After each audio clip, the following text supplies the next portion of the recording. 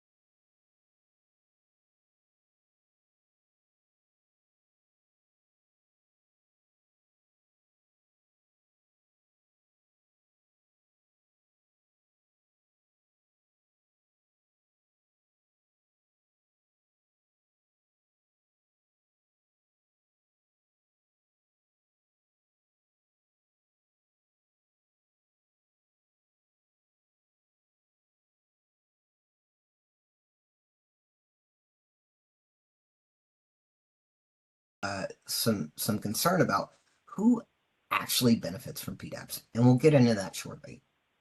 So they're typically situated, and this is very, very interesting. They're typically situated in the Department of Insurance, even though there are some public health impacts associated with these things when they're passed into law.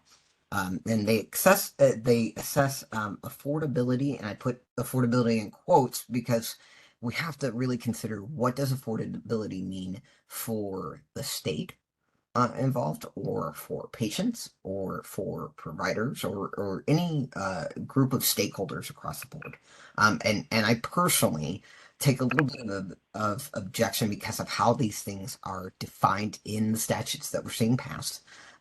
Because affordability doesn't always translate to patient affordability, but that is absolutely what these laws, these bills are sold on by legislators stumping for them, and by those who are backing it. And I need to be clear that PDABs are being pushed as a piece of model legislation from advocates in other spaces. And those advocates are situated with some payer backing, and that information is kind of valuable in terms of knowing where these ideas come from and how to navigate through them, especially when discussing with state level legislators and other advocates in the states. So the kind of mechanism that most of these PDABs get stuck in is what's called an upper price limit, or an upper reimbursement limit. And the idea there is that the payer involved is limited in what it is allowed to reimburse for particular medication. And this is medication specific. The way these things are designed is to select a particular medication after evaluation and then set that upper reimbursement limit or an upper price limit, because otherwise they would be dictating prices to manufacturers, rather than dictating what they can be reimbursed for. But that leaves some question about where these things balance out, and what these little pieces actually mean. So not all PDABs have upper payment limit powers. Some of them can make recommendations to the legislature on how to address issues, and that looks a little bit different. Where we're seeing this really happen, and the fast track that we're seeing this happen is in Colorado and Maryland. We're seeing some of that, and we're seeing Oregon's kind of fast tracking this. Now, there are states that have kind of tried to play with this a little bit. Ohio did a really interesting thing where they had an advisory council get together and evaluate a number of different policy issues in order to address accessibility for patients, and it was a broad spectrum consideration of accessibility, and we'll get into Ohio's the state level breakdown kind of specifically as we go through this. But states that we're watching now, where they've been passed: Colorado, Maine, Maryland, New Hampshire, New Jersey, Minnesota, Oregon, and Washington. Ohio, Virginia, and Michigan are looking at legislation or have previously considered it. This and I've talked a little bit about who's affected and how we're looking at this and who's doing what. But patients are dramatically affected. Different programs are dramatically affected when we're talking about upper reimbursement limits on these things, including that rebate structure in which a lot of public health programs are dependent upon, including Medicaid and AIDS drug assistance programs, which is part of the elevation of concern from our public health lens, but also from the patient lens. So this forbidding state managed payers from reimbursing above a certain amount also limits that rebate generation that's used to extend services for folks. So part of the question that has to happen as these PDABs kind of pop up is, what is your ultimate goal, and what kind of investment is a state willing to make in addressing public health issues and ensuring access to care for patients? We're seeing some targeted disease states as well, or health conditions. To be clear, we don't want to limit this to just infectious disease as a concern, but health conditions broadly. So behavioral health, rare diseases, oncology, chronic illnesses, HIV, all of these things that are typically considered high cost. We're seeing them get real targeted in terms of like what are the first medications that we're seeing listed or mentioned as an avenue here. And part of what happens there is that these are super complex health conditions that need very, very personalized attention and personalized care, treatment, and sometimes cures, depending on what the situation is. And so there's a cost that's associated with that. And the question leaves with who pays and how we navigate through that. So we're going to talk a little bit about that navigation. I'm going to go ahead and pass this off to Scott to go through our first 3 states of review, and then I'll do the next 3 states. Perfect. Hey, so thank you, Jen, and to all of the folks on the call. So again, I'm Scott Bertani, the Director of Advocacy for Health HIV, the lead for the National Coalition for LGBTQ Health, person living with HIV, and someone who has been fixated on ensuring that access is hand in glove with PDABs.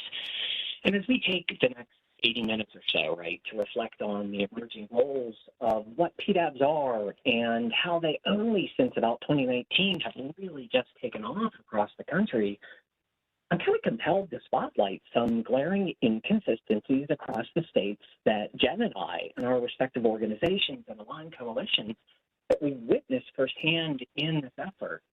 For us, the one thing that has become abundantly clear is that it seems, actually no, there are irregularities in the data that most, if not all, PDABs have relied upon to gauge affordability. And these inconsistencies may inadvertently affect the PDAB's perceptions and judgments about access.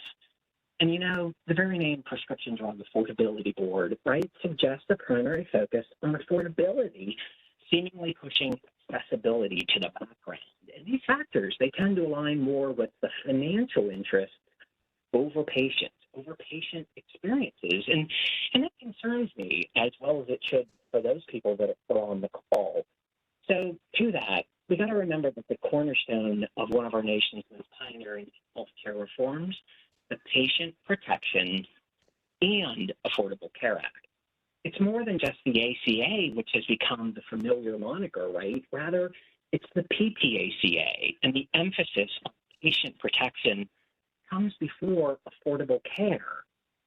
And as our first and foremost duty, really, to patients is their well-being, this landmark healthcare bill is designed both to enhance access to healthcare and make it more affordable for Americans. So its dual focus is evidence in its title, and it emphasizes patient protections through increased access and improved affordability of care. And while affordability plays a vital role in accessibility, if we limit the reach or use of crucial medications, aren't we attempting to square that round peg and not building up the edges of that reality? And as we chart a path ahead, dealing with PDABs, it's paramount that we weigh both accessibility and affordability without letting one over that. So to that, with Maryland, Maryland's PDAB was established with the pioneering intent to set upper payment limits, which Jen described, on certain prescription drugs that were deemed unaffordable. So the 2019 legislation, which initially set up the PDAB, was meant to expire after 2 years. However, this year, a new bill was signed that reestablished its authority, and the board thus far has chosen not to adopt a standardized formula or specific methodology, opting instead for the flexibility to examine varying prices across different markets. And the PDAB's executive director emphasized the board's holistic approach, which goes beyond just setting a UPL or reimbursement limit. And they have stressed that they want to consider various factors, including cost effectiveness, market competition, and advertising expenditures by the drug manufacturers. But that's a lot to get right, without any unintended consequences. So the board composition and its functionality, it consists of 5 experts in healthcare economics or clinical medicine. And their diverse backgrounds are intended to represent a broad spectrum of perspectives. But in addition to its primary members, the PDAB is supported by a team of professionals that includes an executive director and a chief legal advisor who plays pivotal roles in these operations. And these additions aim to integrate both logistical and legal viewpoints into the PDAB's decision-making process. So the PDAB is composed of members with varying tenures, and these members are appointed by various state officials, governor, the Senate president, the House of Delegates speaker, and so on.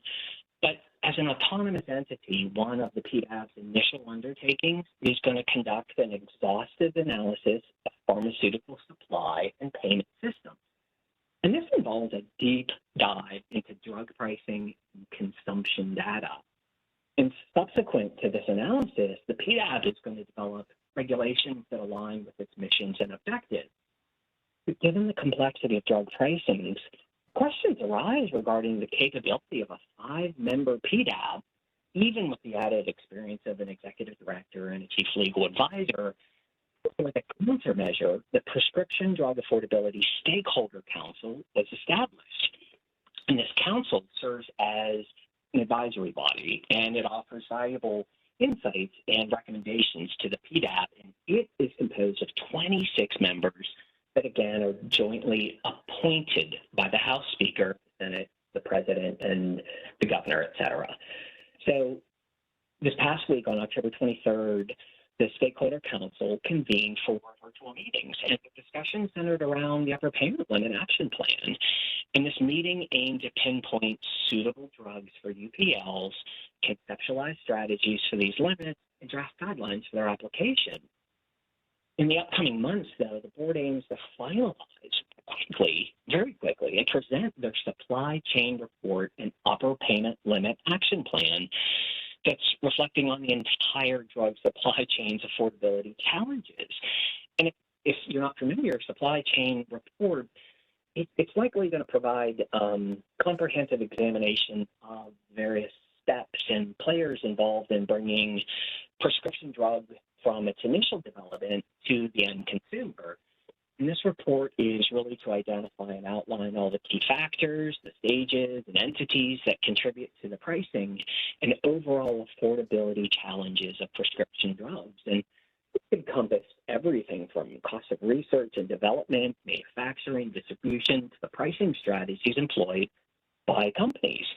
And the goal of such a report that they hope is to shed a light on where costs are incurred and profits are made, that provides a clearer picture of why drug prices are set at their current levels and where potential innovations might be made to improve affordability.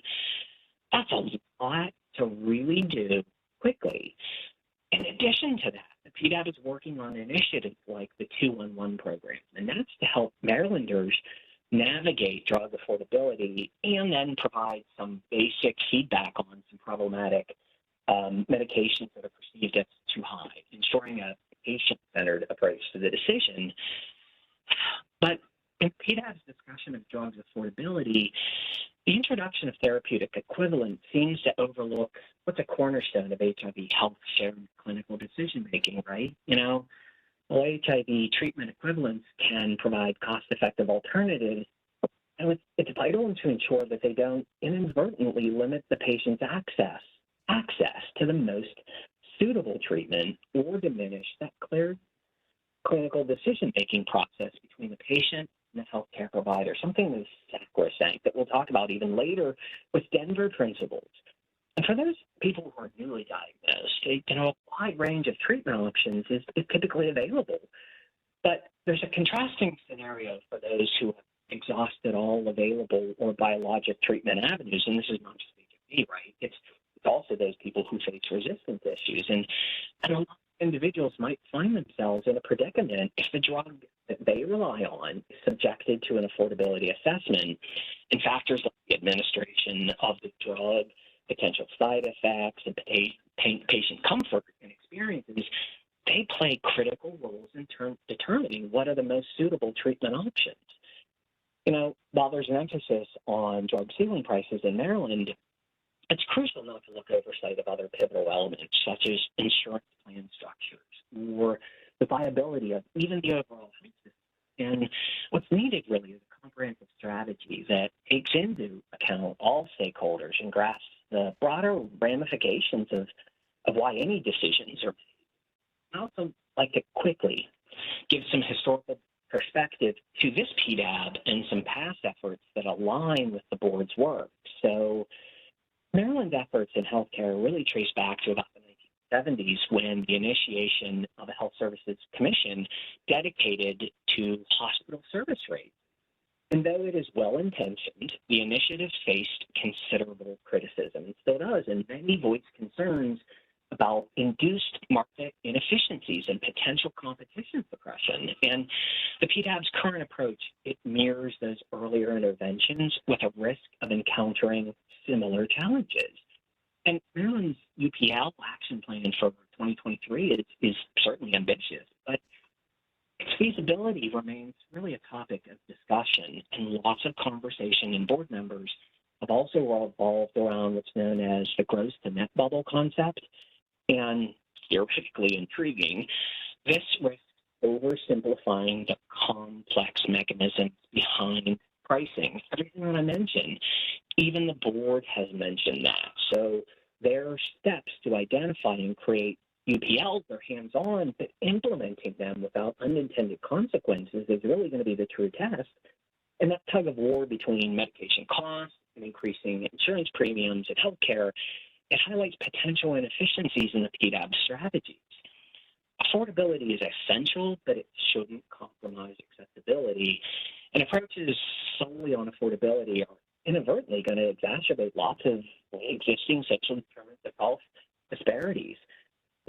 Even Maryland's inclination towards what's known as the global budget system that prioritizes budgeting and preventative care, it signifies the state's evolving philosophy in healthcare management. So please take sight of what the Commission does and how that has also stepped into the health hospital rate system. And there's feedback from the council, the stakeholder council this past week, with a diverse array of healthcare experts that are theoretically meant to discuss and critique all of these actions from the PDAB to provide counsel. And they've had an in-depth analysis of the feasibility and potential effectiveness and of UPLs. And they've got concerns about possible disruptions in drug distribution and supply chains due to a lot of these regulations. And there seems to be a unanimous appeal for a patient-centered approach in Maryland that emphasizes the preservation of a diverse range of treatment options and prioritizing patients' best interest. So it's becoming increasingly apparent with the council and the board that the emphasis should not be solely on individual affordability. Instead, they want to take a holistic approach that's essential, but one that takes into these wider ramifications. And their ultimate goal is really twofold in Maryland, is to diminish out-of-pocket expenses for the end consumer and to lower the overall drug pricing. So that's huge for 5 people, 26 people who consult with. And this requires a comprehensive understanding of how premiums interact with actual out-of-pocket costs, which is in many PDABs out of alignment. So in terms of strategy, the board is really wary of committing to a single methodology, and they're cognizant of the pros and cons of each tool. They talk about tier tools that are at their disposal, but the consensus right now, as of recently, is that the focus should not be on restricting affordability of individual drugs, but highlights the board's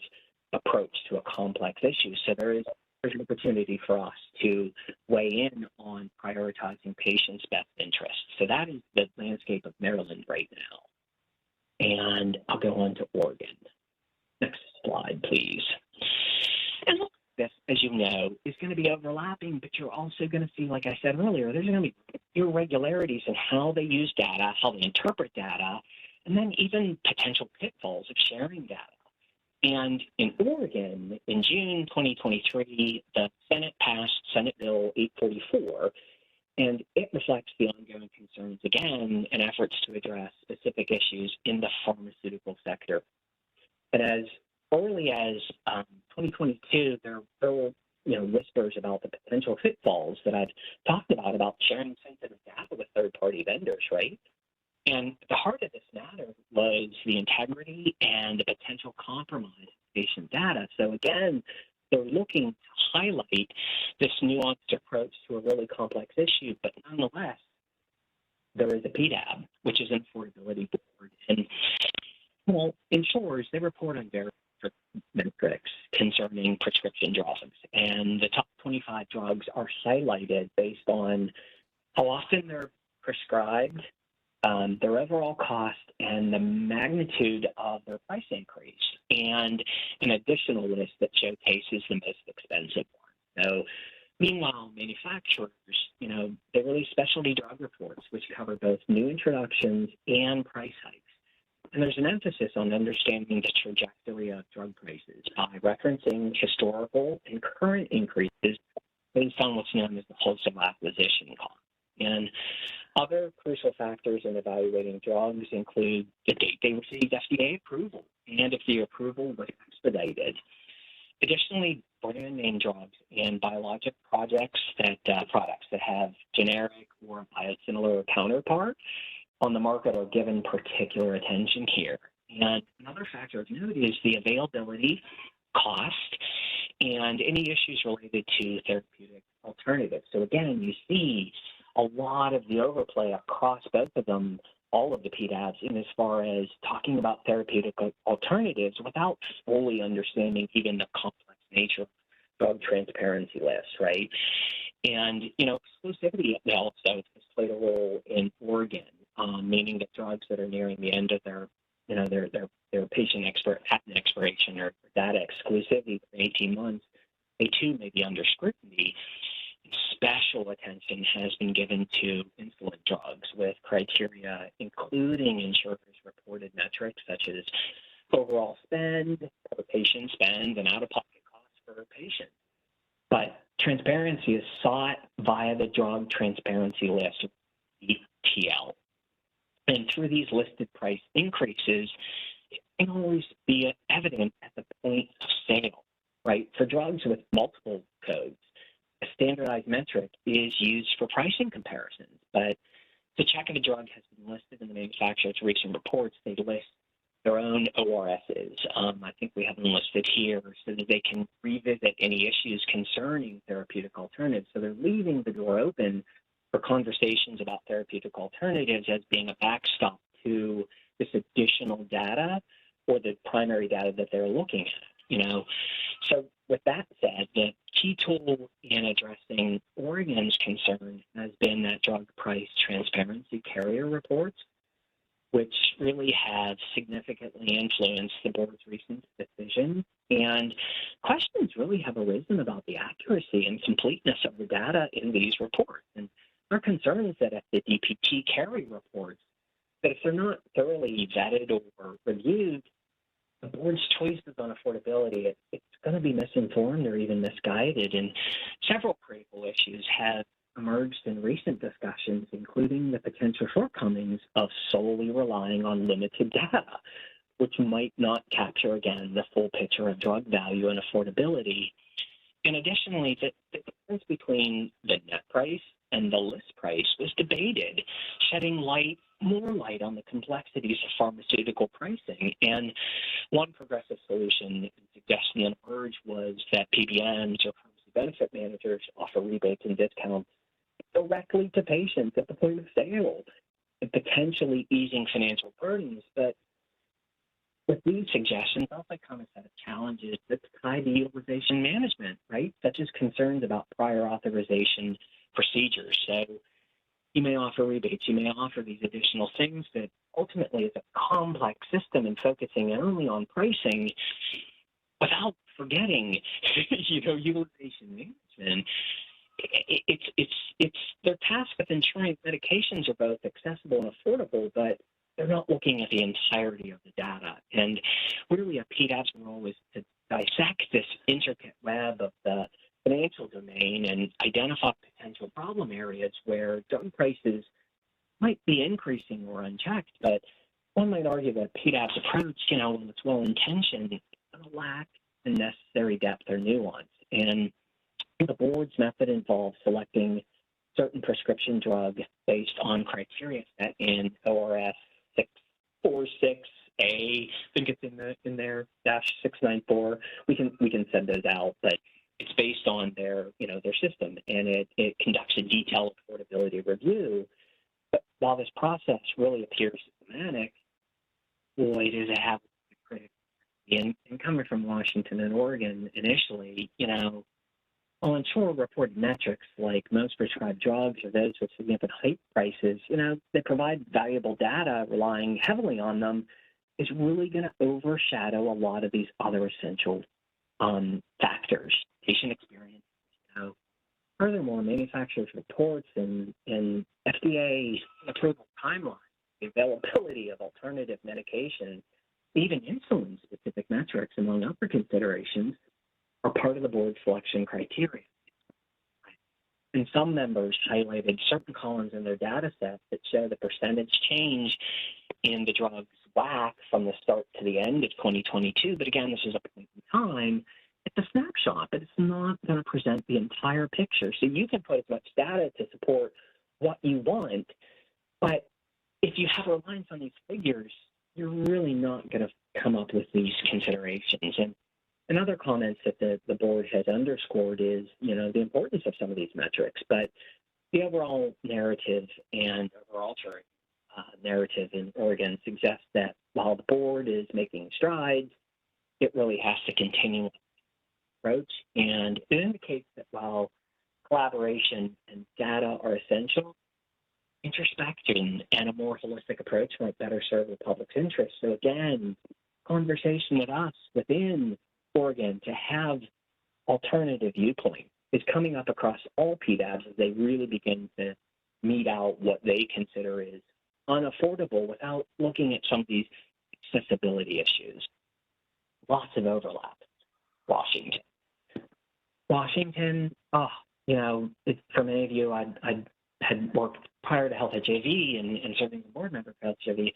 I worked with Lifelong AIDS Alliance, which then became Lifelong. I managed their medical case management program, the policy, and across multiple firms in Washington. So Washington has really been also an important issue for me because we beat back when I was there initially a prescription drug affordability board and the concentrics that ICER should have the metric, and we beat that back. But March 24th, 2022, Governor Inslee, he gave his nod of approval to this particular bill. And the purpose of the PDAB in Washington is defined by the Washington Administrative Codes. And again, I think they're listed there. But it's to conduct reviews of drug prices, carry out drug affordability examinations, and establish UPLs, or upper payment ceilings, they call them, for prescription medications. And the board primarily focused, because lots of advocacy has been done prior to this, the board has primarily focused on high-priced brand name drugs, especially those with yearly costs surpassing, and listen, $60,000, or those that are witnessing a price increase of 15% in a single year, or 50% over a span of 3 years. So a lot of the advocacy has built into the PDABs to put these yearly costs upper maximum. But again, with a whack-a-mole, now you're then looking at the difference in a single year snapshot, or a single year snapshot of 3 years within a 50% limit. So again, the main attention in Washington now is on brand name drugs, and certain biosimilars and generic drugs may also be subject to examination. In Washington, the board consists of 5 members, again, appointed. The words appointed ring over and over and over, appointed by the governor, each with a background in healthcare, economics, or clinical medicine. And these members serve a term of 5 years once they're appointed, but certain qualifications and restrictions apply to these members to prevent lots of COIs or conflicts of interest. And members are not allowed to have affiliations with prescription drug manufacturers, PBMs, health carriers, prescription drug wholesale distributors, or even related trade associations. You know, there is room for specific representatives to be part of an advisory group without any conflict, but again, it's a stakeholder council providing a limited number of board members who are appointed to determine what is essential for the board's functions, and it's formed with this mix of stakeholders so that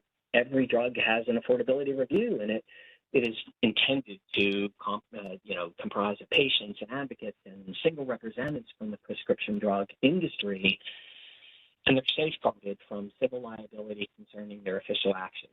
I mention that because many, many years have I been involved in Washington State, where under penalty of federal CSR law, I have been threatened with conversations about what that liability concerns are. So again, there's a concern about what the confidentiality of some of these conversations are. So the advisory boards, as you connect with them, they are safeguarded from this civil liability. So again, a lot of the advocacy has been built in to ensure that there aren't any liabilities or conversations about that. But so flash forward to October 20th, last week, the PDAB in Washington, it held its inaugural meeting, first meeting. And the board is empowered with the authority to scrutinize drug prices, consider various factors such as the drug price components, costs borne by the patient, available therapeutic alternatives, more.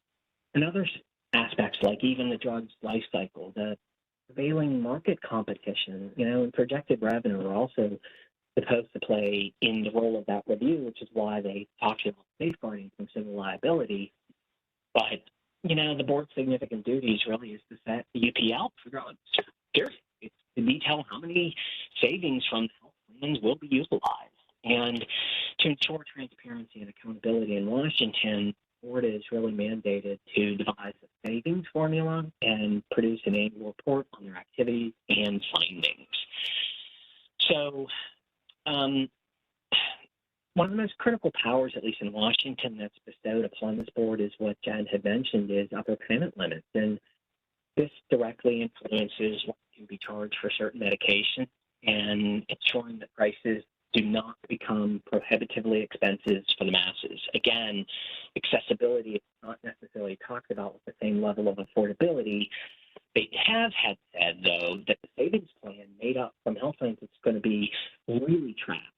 And they're going to have the establishment of a clear savings formula and an annual report that's going to detail the same. Let me give you real quick context, and I'm done here, is that HIV advocates like myself, with Lifeline at that time, and HealthHIV and others, we've been pushing for a Medicaid carve-out for HIV drugs for years as a healthcare authority work to conduct their own mini affordability review through what's called Medicaid P&T committees. Why discuss this? Well, Medicaid pharmacy and therapeutics committees, they evaluate and recommend medications for inclusions on the state's Medicaid drug formulary. It's based on safety, efficacy, and cost effectiveness. Safety, efficacy, and cost effectiveness. No accessibility. I don't hear. But the committees ensure that Medicaid beneficiaries that they have access to appropriate medications. Appropriate. I'm glad they're making that decision through the safety, the efficacy, and the cost effectiveness. But in as far as what we have done with that carve out, our main concern was to ensure that people living with HIV in Washington, they wouldn't face any restrictions on their medication options that are based on cost-driven formulary decisions. And they believe that a carve-out would safeguard access to the full range of HIV antiretroviral treatment, irrespective of a person's ability to pay for it.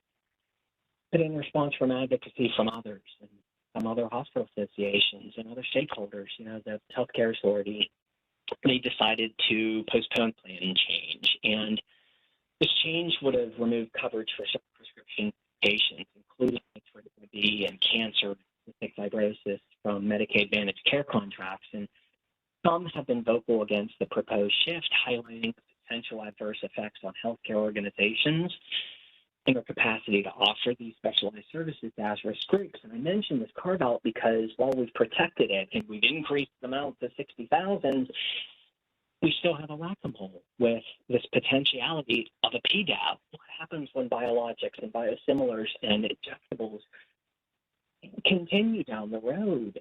How will Washington look at a $60,000 carve-out themselves without looking at how accessibility is now going to be hurt from people who are on cystic fibrosis, people that are within cancer, with other rare and diseases? So those are the situations in Washington and Maryland and Oregon.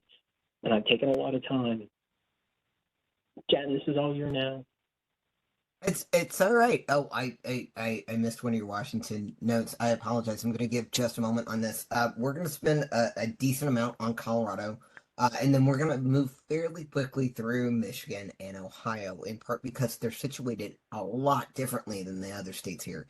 Now, I had mentioned earlier and at the beginning of this that Colorado's really kind of advanced itself, and it has in meaningful ways, truly meaningful ways. And I'm going to give a big shout out to Scott for preparing the Colorado slides for me. So good job, buddy. Thanks. There's a lot going on with Colorado. They passed this legislation, and then outside of appointing the boards, the advisory board, and then the actual affordability board members, not a lot happened for like 2 years. And then all of a sudden it was happening very, very quickly. And it's that speed in which things are happening quickly is particularly problematic for the patients that are engaged in the stakeholder meetings that are happening and during these public meetings, because ultimately many of these, all of these boards meet in a public setting. They are required to disclose this information, things like that. And there's a level of transparency that creates a beautiful opportunity for patients to engage.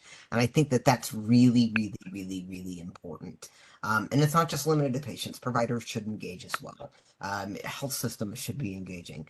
This is going to impact them. And one of the things Scott was kind of getting at, and I think it's really very, very important to mention, is that when we see these limitations involved in things that might incentivize utilization management, or a preference of medication based on affordability or cost for the payer, then what we're doing is we're telling patients that we're gonna dictate their care, and it doesn't really matter what your provider says is best for you. And that looks kind of bad, especially in the United States, when we've got an excellent example of what that looks like for incarcerated persons. That rationing of care that we've all been very, very concerned about for a very, very long time suddenly becomes a public issue, not just, and I mean general, broad public issue, not just those who are incarcerated. And while we can talk about the values and issues behind that, I think I know in my experience personally, as somebody living with HIV, as a transgender man who has had to go through a series of health issues myself, when someone gets between me and my provider and what they tell me is best for me, then I've got massive concerns for my overall health at that point in time. Now, moving forward, looking at Colorado, these same themes are being brought up by advocates involved here, and I really kind of want to focus on that stakeholder engagement piece in this process. And I need to give a massive shout out to the DOI staff that are involved in Colorado. They have had pardon my language, a hell of a job, and they are doing a great job at trying to navigate what they've got going on there. Um, and really being empathetic with patients. And that's really very important. There are human beings behind this on all forms, and part of what we talk about as patients is our individual needs. I think we also need to be mindful of folks who are individuals behind this and tasked with the duty. So the all of these things go through, and there's certain conflicts of interest pieces that are passed into the legislation where folks can't do things and all of that and whatnot. But one of the conflicts of interest carve outs that were not really like specified in these pieces of legislation, and it's really kind of problematic, is there's not necessarily a limit on those conflicts of interest in consultants to the board, those data pieces. And we see this as a big issue in Colorado because the consultants sharing certain data or on what payers are putting out or what patients are paying are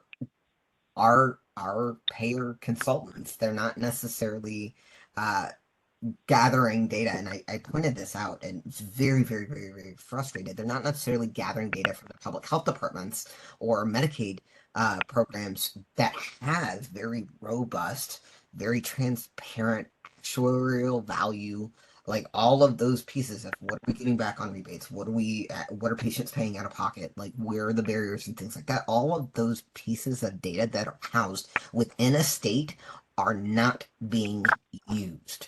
Rather, it's private payer data that's being put out, and there's very limited ability to kind of check that because that's their perspective on things. And what a payer puts out or a payer charges a patient isn't necessarily what a patient actually pays on these things. And we talk about this. We've talked about things like patient assistance programs, and solutions that kind of orient that policy solutions that kind of reorient from payer to patient by talking about things like rebate pass through, right? Like how that shows up. Scott mentioned it earlier. It shows up at the point of sale. So that we're having to, as patients engaged in this, and a massive, massive, massive shout out to Cora, which is the HIV advocacy group in Colorado, who have been kind of all over this. Barb's been fantastic in terms of engaging and kind of putting HIV forward on that, is that there's a disconnect. When we talk about patient affordability, we've gotten criticized for mentioning these patient assistance programs as kind of an industry language on this. You know, the copay assistance program is only $5 on Genvoya, which has been specifically mentioned as a drug for review. But that's a lived experience. That is an important lived experience to bring out. Is that $5? And yes, absolutely. I've seen providers show up and go, we've got the $5 under our 340B program. There's no cost sharing for you now. We've gotten it taken care of. These things that we've worked very, very hard in HIV to ensure that cost is not an actual barrier for patients.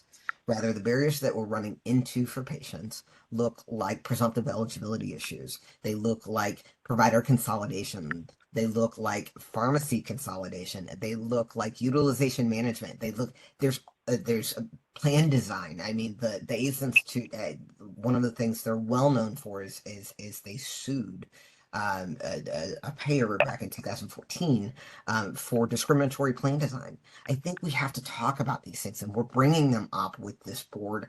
And one of the questions that staff has begun asking is are upper payment limits the right tool to address the issue and intent behind the legislation? Now, the problem with that is that the Department of Insurance commissioner, when legislators in Colorado wrote to the PDAB to say, hey, we've got big concerns. Cystic fibrosis folks have been doing a fabulous job in leaning into this, going, hey, the medication you've selected for this Trikafta actually allows me to get out of bed. It stops hospitalization for us. It allows me to participate with my family and contribute to society and hold a job. And if you put this on the UPL, and I run into barriers to access, then my actual costs in care go up. My ability to contribute to society goes down. My family's costs, my caregiving costs go up because now we've got to carve that out, and our whole life cycle of engagement and kind of financial and economic health and even mobility are significantly decreased. You're talking about a drug that is stopping people from having to go on to organ transplant lists, and they want to go, well, why don't we preference this over other therapies? And that's kind of, for me, when I look at that, I go, hey, I've got a single tablet regimen that's available to me. I've got an injectable that's available to me that's long acting. It's kind of like telling me to go back to a multi-tablet regimen. And we talk about pill burden, right? We talk about what that means for patients in terms of adherence, in terms of addressing resistance to medication. There's layers to this that really need that conversation. And so HIV advocates got to do these stakeholder meetings with the staff at at the Department of Insurance that are supporting the PDAB. I won't say supporting. What I will say is they have a legislative obligation to serve the PDAB, right? To put together the data and conduct these meetings. Um, we had that conversation. We had it in detail. We talked about overall system costs increasing with issues like utilization management, and with the individual patient costs potentially increasing, as well as the destabilizing nature of impacting rebate revenues for public health service providers, right? Like those safety net hospitals, things like that. So, um, the question comes back to, is the UPL actually answering the need that's been brought up? And so what the insurance commissioner responded to in terms of writing back to the legislators concerned was, this is the law you passed. This is what you told us we have to do. This is the only tool that's been made available to us. And if you don't like that, well, then that's the thing you wrote. Like that's what you told us to do. Um, Now, the other big issue of concern in Colorado is that patients are really kind of struggling with feeling like they can engage the actual board members. The way those meetings are being conducted right now is that the board members aren't engaging with patients. Indeed, they're not necessarily even allowed to speak for the board. And so one of the recommendations we've made, and we've heard some feedback from the Department of Insurance staff there, is that they're going to open up their policy document to encourage a little bit more of that, but also to coordinate number of patients impacted, those cost basis data analyses from the Department of Public Health and Medicaid programs, all those public payers, and some other pieces that we think are really very important that center more on patients and actual system stability, and sustainability, right? As opposed to what might ultimately, and what honestly, on its surface, for those that know, looks to only benefit players. And I know this sounds harsh, but I think it's very important to point out where the stakeholder interest is in getting this type of legislation passed. Now, we've leaned into the issue of the Denver Principles. For those unfamiliar, the Denver Principles are an HIV initiated ideal written in Colorado, in Denver, many years ago, that focus on patients speaking for ourselves.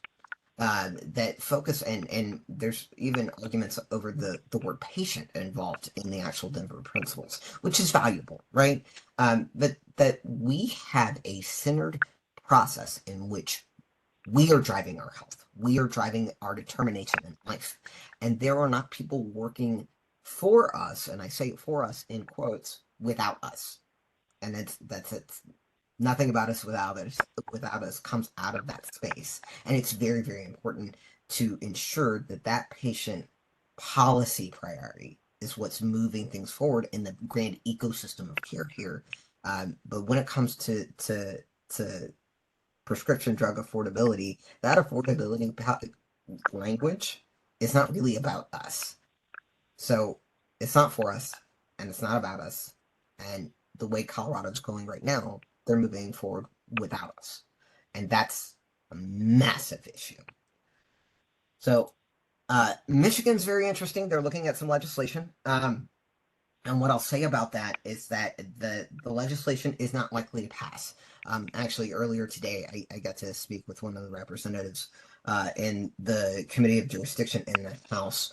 Now, it has passed the Senate, but it's not likely to show up in the House. And if it does, it's going to be dramatically amended in order to recenter and refocus this idea of affordability on actual patients, not necessarily the state and not necessarily payers. And I really find it very important to mention that there are state interests, budgetary interests involved in a PDAB when we're looking at public payer programs like Medicaid or ADABs, right?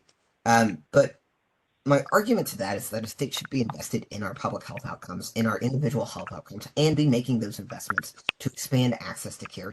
Ultimately, that has been the argument behind Medicaid expansion. So making those investments in dollars is worth our time as patients. I expect my tax dollars to go to my benefit when it comes to accessing care. So this this kind of idea of where Michigan's going is kind of like the folks involved are having very nuanced and thoughtful conversations, especially on the House side.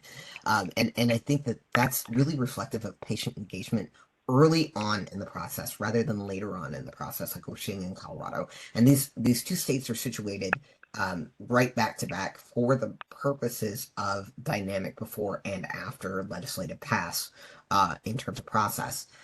So advocates are engaging meaningfully here, and they have been in Colorado. I will mention that the legislature is looking at re-engaging this issue in Colorado to kind of course correct as a result of excellent, astounding advocacy. Our friends over at AI Arthritis, the Cystic Fibrosis Foundation, Cora's been doing an excellent job. It's state-based advocacy is where this is at, and if you do not have a basis with state advocates, with folks who live in a state, then you're going to find yourself really, really challenged to engage on this. So it's important to have that state network, that patient network in state, because each state is different. This is not federal policy anymore, folks. So the idea here in Michigan is to continue to engage and actually come to the table with some solutions. And speaking of solutions, that's what Ohio did. Instead of passing an affordability board or affordability review situation here, what they did is they said, what are the solutions? Like, what's actually going on? Like, educate us as a legislature as to what impacts patients' access to care. And there was a number of recommendations that came out of it. It ran for about 2 years, and then it terminated, right? They made their report on what they recommend to the legislature to do to decrease state costs and increase patient access to care while keeping that individualized and personalized care front and center for patients. And I think that that was a really thoughtful way to go about that, right? So they included certain recommendations in their 2020 report that came out that said, like, let's combine our purchasing power. Like, we've got all these different public payer programs. Let's buy it all together. and see what happens. Let's do a reverse auction. Who can get us to the lowest bid on the quality of medication so that we can work with that. Establishing a single formulary for the purposes of negotiation with manufacturers and with payers and the whole supply chain there, right? To kind of like reduce costs uniformly rather than have them go down somewhere and then go up somewhere else, right? So it's just a broad range of recommendations here that were really very, very thoughtful and something that I think is really valuable when we look at these things. I will say that part of the conversation we had in Michigan today, well, with the representative of Michigan today, was to consider what this means to do something in this model. Now, getting Michigan and Ohio to say, "Hey, we're not competing," is a different story altogether. Uh, but it is a thoughtful model, and I think that good things can come out of that. And I think it's something to kind of lean into if your state's considering a PDAB, is to say, "Hey, is this actually the solution? We're hearing from patients that are engaged in this. We're very concerned this isn't the tool to answer the question." And maybe look at what happened in Ohio in terms of getting an actual, like these actual patient impact recommendations that are specific to our state and moving forward from there. So looking forward, we expect to see if this legislation does not pass in Michigan, we expect to see it again next year. Virginia, we expect to see it again next year. Minnesota should be establishing the members of their board toward the end of this year. New Hampshire, we expect to see it. We've seen noise in Illinois, like there's groundwork happening there, and there might be some other states as things move forward. Um, Now, how to engage is a big deal. This is some basic 101 level stuff that is very, very, very important.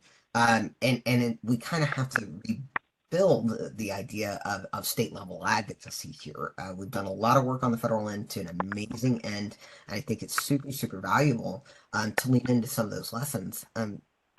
And sending things like patient letters or engaging with legislatures, especially after we've had so much turnover since COVID broke out, like those first days of COVID, is about relationship building, and it's good for folks to be engaged with their legislators, right? Like we know that it's a good thing. Doing patient education is very, very important. Doing that state-based specific patient education about the supply chain, the different costs involved, and how they impact patients is a big deal. A lot of folks have been hearing for 30 years from one specific stakeholder about how everything costs too much in terms of medication access, but they also forgot to mention they're the ones who set the price for what patients pay out of pocket. So, like, there needs to be a layer of development in that public conversation. I think we all have a role to play in that. Um, One of the things that we've done on our end, and I know Health HIV has been engaged in this, and I need to point out Health HIV has been engaged on this for 4 years, Scott. You know, four plus based on P&T committees. So this has been ongoing for there's so many connections and intersectionality. 2019 when all of this started is early on. Yeah, it's Scott's been doing such an amazing amount of work on this and just a wealth of information for folks. I highly encourage reaching out to us after this if you want to talk about it to really kind of like dig in. If you're concerned about your state or if you're concerned about the health condition you represent or any number of things, if this is just really interesting to you, you want to work on doing things like state-based coalition building and that state base is so so so so so important. Having a conversation with your manufacturer contacts about like what are you doing to increase patient accessibility from your end and what does it actually look like in terms of ecosystem development, then let's have that conversation. Let's add depth to this. Now, public comment's a big thing. One of the biggest issues we've seen as a barrier for patients to engage on this end, and really again I'm talking providers, patients, caregivers, everybody, to engage with these boards and advisory board meetings is time. If they're meeting in person, you've got to be able to travel. if they're meeting virtually, then there are often many meetings, and regardless, there's many meetings involved in this. So making sure that you're supporting folks who want to be engaged in this process to add that depth, that dynamic, and refocus on patient experience and system sustainability. That's it's finding ways to support that's very important. Um, there are problems. There are big questions with PDABs in general. Is it worth it? When we talk about is there's a lot of costs, administrative costs for a state to put together a PDAB, and are you ultimately going to end up saving money for the state? If we're going to talk about the state interest on the budget interest, is it ultimately worth it to make that investment, especially if you don't know the target of an upper price limit and if it's going to end up costing you less? And again, especially in that public payer program where rebates are the extension of care that's involved. So we're talking about whole system costs, especially when we see patients reducing their ability to engage in society at large, and then increasing other costs on the back end due to losing access to care. We've talked about the conflict in consultants, and that's got to be very carefully designed in terms of legislative language. How that I prefer to give feedback on amendments and concept, not specific legislative language, and to let legislators themselves figure out what that exact language looks like. Each state's engagement pieces are very kind of individualized at that point in time. We've talked about the lack of coordination among state agencies, especially those public health departments, you know, your Medicaid programs, ADAPs are so big. They're such a novel payer concept, and it's so important that we protect them, right? Make sure that there's stability in those rebate counting, because for a lot of ADAPs, that rebate based on all of that might even exceed their federal award in terms of being able to provide patients medication they need to cover things like premium payments when you've got a premium model, and even cost sharing considerations, right? Like those rebate dollars matter a whole awful lot. The lack of meaningful engagement with patients is my personal biggest concern. Lots of folks have different interests, different stakeholding, and that's fine. I'm perfectly okay with that. But again, nothing about us without us. And if you're not actively engaging us, if a Department of Insurance don't often know about Ryan White, for example, and if they're not actively engaging with their Ryan White consortia, if they're not reaching out to their contracted providers for Medicaid, like that's not active engagement, and that's really super like that is coming to the table with a predetermined conclusion and going, I don't care what you say. And it's easy to hold a bunch of meetings with nobody there. So that lack of engagement is a massive concern. If a state's looking at a PDAB and they don't have a plan to engage patients, then they're not actually intending to engage patients. It's really kind of straightforward. The rebate impact's not known. This is kind of an experiment. We don't like the big thing for me is I expect there to be a reduction, and the first places we're going to see it, and I keep bringing it up, are Medicaid and ADAPs. If we go through a process in which we see a medication preferenced because of a UPL, let's say we don't lose access to the medication, preferenced because of a UPL, how does that reduce our rebate dollars? How does that reduce our public health programs? How are those dollars being used, right? Like that's a big issue, especially when we're talking about wraparound care and support services and all those things that increase adherence and engagement in that public health program. So I've talked about the predetermined conclusions piece, but here's the other thing is who pays the difference? If there's a UPL in which a payer can only reimburse to a certain point and a patient needs that medication, who's going to pay the difference to make sure they get it? Is it the patients? Is it going to be the provider? Is it going to be something that Medicaid picks up? Like, what's the deal there to ensure that we're getting the care that we need? So, our end on this, and I'm going to take a moment and I'm going to say thank you, everybody. I know we've got about 20 minutes left, and I'm working to get us to the Q&A here, but I do want to say that our advocacy is taking a bit of a collaborative turn. And so I'll mention this now and I'll mention it at the end. Can Health HIV and the AIDS Institute are kindly letting our friends here know that we are putting together a national coalition in which we will support state-based patients and advocates to engage on this issue. It is entirely our drive to ensure that we are supporting state-based advocacy. We are not helicoptering in from the national level and saying this is the conclusion you have to have. But rather, how do we help you? Do you need an extra set of eyes on meetings? Do you want us to what are your priorities here? And do you want us to draft a letter for you, right? Because all of those things take time. How do we lend our expertise and our capacity to ensure that patients in these states, regardless of disease state, while we are leading with HIV because that is where our expertise is, and we've got good engagement there. And ultimately, if you solve HIV, then you solve everything, right? Like, that's our bias in and right and how we evaluate these things, but super nuanced. Um, how do we help you?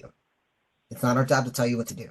It's our job to make sure that you are meeting the goals that meet your needs, your community's needs. Uh, we just don't feel like PDABs are the way to do it, or at least an upper price limit isn't.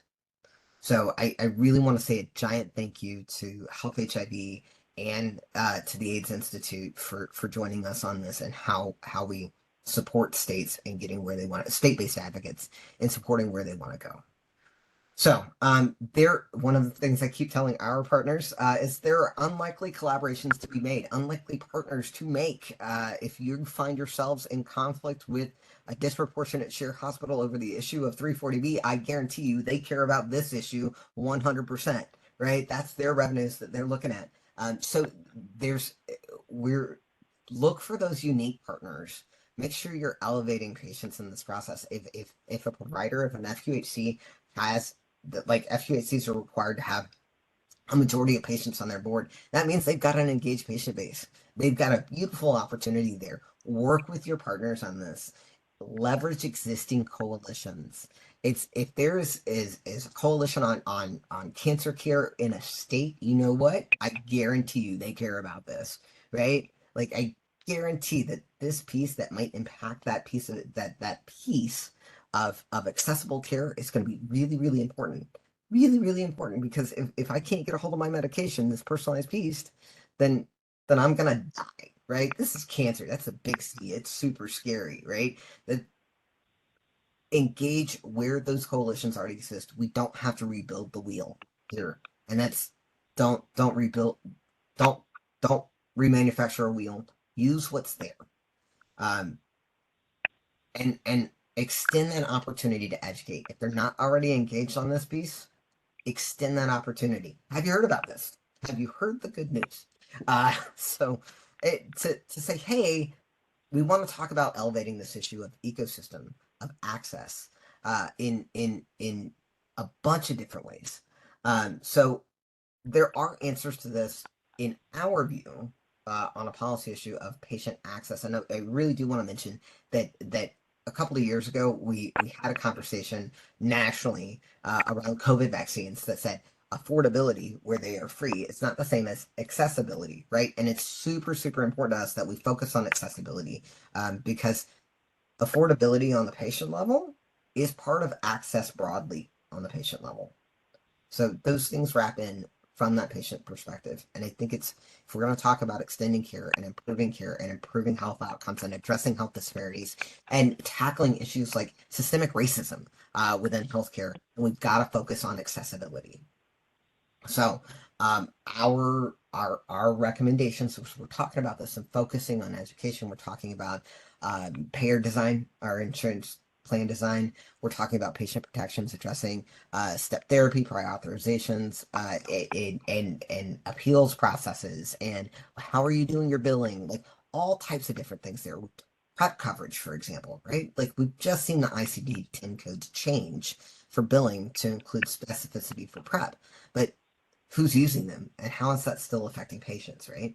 So we're talking through those things. Prohibition on spread pricing, because spread pricing is exclusively about the profit of one stakeholder in the system, not benefiting patients. So talking about that, addressing consolidation, and we're talking about with CVS and Walgreens, and I'm not trying to target anyone in particular, I'm merely mentioning it because it's a headline, are having pharmacists walk off the job because issues of consolidation under the banner of modernization are decreasing those pharmacists' ability to take care of patients in a way that's meaningful to them. When we talk about patient steering, in terms of mail order and climate change, there's layers and layers and layers to this that meaningfully improve patient access to care, that meaningfully improve our health outcomes and our ability to engage as patients in life in general, right? To be there as parents, to be there as spouses, as friends, as colleagues at work, everything else. There are meaningfully different ways to approach this. Do you feel my opinion and what I've been hearing from other patients isn't the answer? So I'm gonna do this thing where I turn off the the the slide deck here and give us about 15 minutes, but I do want to here at the end, if you want to take a moment, and Scott and I can put this into the chat, here's our contact information. Please reach out to us. And if you have any questions, you want to continue the conversation, like, please, we're here for it. We are absolutely 100% here for it. We want to be here to support you as much as we're talking about with the AIDS Institute, talking about supporting state-based coalitions. Again,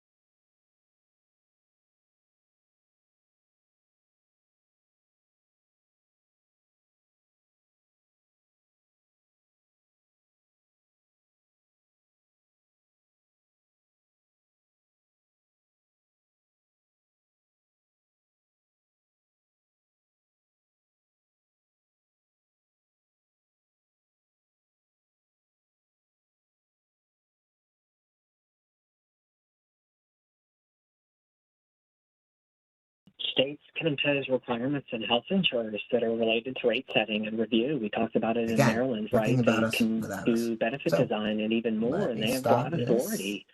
And they've got public interest and health as a priority for, the public health impact. If anybody relates to that, they're using, I think, PDABs often as a negotiation. In 1988, it's formed the FDA, right? They are trying to establish these UPL or benchmarks. Cost of life-saving drugs to make faster approvals. We didn't make it so that it would be affordable. We made it only patients so that it would be accessible to us. So, in many instances, this is life and death for so many individuals. To get this wrong, all of the unintended consequences and unknown and all of that. My medication is now no longer that puts us back to 1988, and now we're saying affordability, authority, and this is not on interstate commerce. It's not the right way to get federal laws clearly. Gosh, the legality. And I'll tell you from my perspective, as I'm working to allow folks to unmute themselves, I think commercial drug pricing. So that appears to be in place now. So if folks want to kind of raise their hands and go through, it's very important to consider that there are impacts on this. 26 people We look at this advise them. I under the appreciate health that as equity a concept. lens. Brennan speaking. These are affecting more than 5 and 26 people. These are affecting thousands, hundreds of thousands of individuals, right? So that's how I see it. And I'll point out that the advisory board in Colorado did issue a number of recommendations to the actual affordability board, and the affordability board broadly disregarded them. So there's there's concern on, even if you do have a patient-oriented advisory board, uh, are they required to listen? And what does that look like? And does that require a legislative mandate? Now, part of what's happened and why I'm fairly certain we haven't seen some of the interventions here that we might see from the industry side of things is because until a drug is actually selected and an upper price limit is set, they might not necessarily have legal standing in which to sue. So, unfortunately, in terms of slowing these types of things down and reducing the burden on our individual capacity as patients trying to deal with a whole host of issues, there's limited room to intervene until that kind of thing happens. Now, I, I want to emphasize that part of how can approach this is to integrate the valid points that we see or the points that we consider valid from industry while prioritizing patient experience on this end. So we spend a decent amount of time, especially on the back end in Colorado, talking with staff there about payer design and plan design as the mechanism in which patients encounter things like cost. So it's shifting this conversation to not be about to accept someone else's language in this is really kind of important. And it's part of why we continue to focus on access broadly because there's an ecosystem. When I'm looking at fewer and fewer independent uh, providers, right? And small shops that are able to get into and a longer and longer and longer wait list in massive health systems in order to be seen. And I look at things like a payer's only refill on 3 days prior to the end of your current bill. I'll say like now I gotta go see my provider, but maybe I'm gonna have to wait past the point in time there. Like there's layers that impact that, and what I pay at the pharmacy counter isn't, in my experience and with every patient that I have spoken to about this and many other issues, what I pay at the pharmacy counter isn't the first and last thing. It's a horrible thing when it does happen, and we do need to address that. But there are other ways to do that. Again, rebate pass through, some of the fabulous work done by HIV Hepatitis C Institute or HIV plus Hep Institute, dealing with copay accumulators, for example. Like, how do we reduce that out of pocket burden? Well, don't let payers go ahead and keep those dollars for themselves and not apply them to patients. So massive shout out to Carl in the lawsuit that challenged that rule on the federal level. Do we have any other comments? Questions?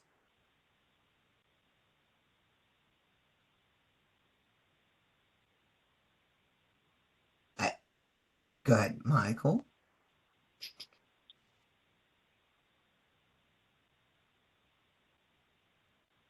Jen, and Scott, you guys did a beautiful job laying all of this out for us. And I just wanted to underscore a few things and the reason that we're involved. And, as an organization that's rooted in state policy, this is an important issue for us.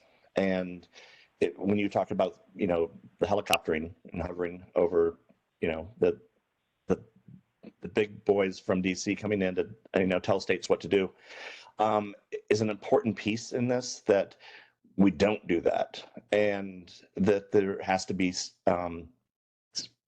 guaranteed state input into these issues. And even though we have a strong federal shop, even in our own house, this is really a state issue, and it's going to be state by state, and it's going to be nuanced, and it's going to need that all the way through. So if any of the folks, especially if they're on this call, are thinking about, creating a coalition, and so because we don't need 5 coalitions doing this. And I know we're not in it for ownership of any coalition, because I don't think that's a true coalition if there's, somebody that feels like they own it. But Scott and Jen's dedication to this and getting this started, it's clearly put their leadership on the table. And so that's what we're following, is their passion in this. And we're throwing our name to it, and we're going to help as much as we can. And, we're all with limited resources, and limited staff, and staff that are spread thin on different issues, especially right now. And but this is something that we need to carve out, and especially if you care about state issues. And if patients are the center of your focus for your organization, then you really need to care about this, because there's, as you heard today, patients aren't the center of the solution here. So thank you for pulling this together. Absolutely. Thank you, Michael, for that input. And I really like, ultimately, I think some of the goal here in putting forward coalition building is to ensure that as issues arise, whether they are policy issues or implementation issues, like that actual rubber meets the road piece, that local communities and states are leading those answers, right? Like we come to the table with our own perspective, and we want to align on that with the folks that we engage, but we're not here to push anybody around. We're here to ask them what, like, here are the plethora of solutions that we've identified. Do you have others? And how do we help you amplify that? Because we're all super stretched thin between federal work and state work and everything else. Like, making sure folks are set up for success is where we're at. So that's absolutely, Michael. Thank you so much. And God, Scott, you've been busting your rear end on this. Thank you. You know, I cut my teeth in Colorado on these issues in '95. And when I heard that there was a PDAB in Colorado, you know, you have to jump into these states where there's passion. I mean, I lost so many friends to access and affordability, but it was primarily access that I don't ever want to see this again. When we helped pitch the Denver principles, this is not what was envisioned. Some 30 plus years ago, 35 years, you know, it's disheartening in many respects. So I'm so happy to be a part of this coalition. Well, and I think one of the tools that we're really like trying to urge the Colorado board to do is to reopen when they do their report back to the legislature later next year, is that they acknowledge that a UPL is not the answer, right? Like, there are all of these other systems issues. Let's address plan design. Let's address rebate pass-through. Let's address all of these others, and making sure you've got your billing and coding on prep, right? Like, there's the provider prevails in answer to prior authorizations, right? Like, let's address step therapy. Let's address patient steering with mail order and all of those things, right? And making sure independent pharmacies can last with their reimbursement rates, right? Like, there are so many things that they could include in their letter back to the legislature to say, stop tying our hands, as if this hammer is going to address the issue. Not everything's a nail, right? We've got a hand raised for Beth. Unless that was a clapping, that's fine. I've had that happen too. No, that's me. Thank you very much. And I appreciate everything you guys have said today. I work in Maryland with a number of groups and trying to deal with the PDAB and what they're pushing upon our state. But I was just wondering, and I guess I really appreciate, Scott, what you said about the PDAB kind of starting to figure out that UPLs maybe aren't the answer to their problems. But I'm afraid, and this is something we've started to work with our groups on, but showing that there are lots of different things that they can do, and really addressing what does affordability mean to patients, not just to the states, and really trying to define what affordability means. And I'm, our board, and Scott and Jen, you probably know this very well, but our board is going to really be focusing on UPLs in November at their board meeting. So anybody who wants to write in to the board, we would love it. Any input about, how it really impacts patients and the affordability and accessibility for patients, not just for the state, and trying to solve their budget woes through a UPL for some reason. But and then there's all this there. We know there's going to be legislation this year to expand the board's ability to push a UPL across the state beyond just the government employees, essentially. So anybody who or can help weigh in, we would really appreciate it. Absolutely, Beth. I Thank can you. I can send you a follow up. I promise we'll do that right after this meeting. And I love your language there with the budget woes piece because we saw it in New York with 340B, right? They looked at all of the contracted providers, FQHCs across the state, and said, we're gonna start pushing all of your 340B claims through our Medicaid pharmacy, which was threatens to reduce the public health availability dollars for these clinics that are truly safety net by more than $100 million. It is not the job of patients or providers or health systems to solve a state's budget problems. It's not the job of quite frankly manufacturers or even payers themselves to solve a state's budget problems. It is the state's job to review their tax issues. So asking patients to shoulder that burden at the expense of our health is obscene.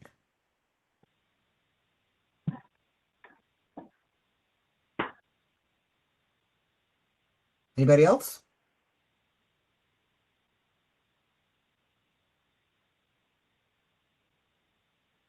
All right, we're already 3 minutes over time. Scott and I have put our emails into the chat there, and you're welcome to email us anytime. Truly, being open and available to you guys is very, very important to anybody you know that wants to engage on this. Please, please, please, we're happy to share this. We're gonna stop the recording here in a few minutes, and it will be posted and available. We will work on making this as quickly available as possible, because this issue is coming kind of hard and fast, and we do need to address it. So, especially from that patient access piece. So, Scott, thank you, thank you, thank you. And I want to thank everybody for taking the time for the last hour and a half. It's a lot in the middle of the week. As we are hitting our fourth quarter, like I get it. So thank you for thank you for caring about this issue. And I will speak as much as I can on behalf of our future coalition work. Thank you on behalf of CAN, Health HIV, and the AIDS Institute. All right. So have a good day. Likewise. Bye, everyone.